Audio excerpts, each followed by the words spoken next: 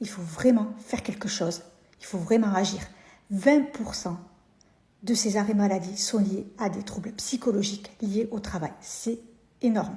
200 000 salariés sont touchés par des troubles psychologiques liés à la placardisation aujourd'hui en France. La placardisation, c'est quoi?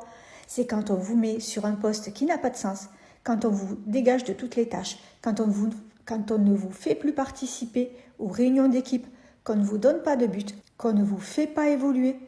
Tout ça, c'est de la placardisation. Ces troubles psychologiques ne sont pas forcément du fait de la personne et de sa santé mentale proprement dite. C'est-à-dire que ce n'est pas des problèmes personnels, c'est des problèmes professionnels.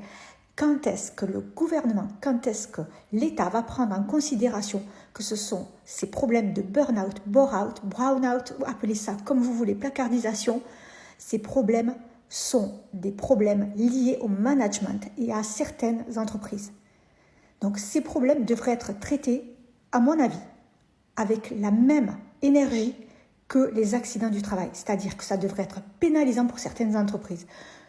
Des entreprises sont systématiquement pointées du doigt par les médecins du travail parce que c'est toujours chez les mêmes que les gens pètent un câble.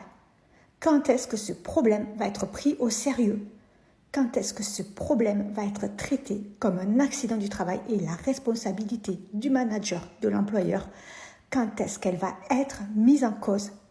Parce que si la responsabilité de l'employeur et du manager est mise en cause, c'est plus la sécurité sociale qui va payer les indemnités. À un moment donné, quand on réfléchit à comment faire des économies sur la sécurité sociale, on devrait vraiment se poser ce genre de questions. Pénaliser certains managers, certaines sociétés, à partir du moment où les salariés se pointent à la médecine du travail en vrac, complètement détruit,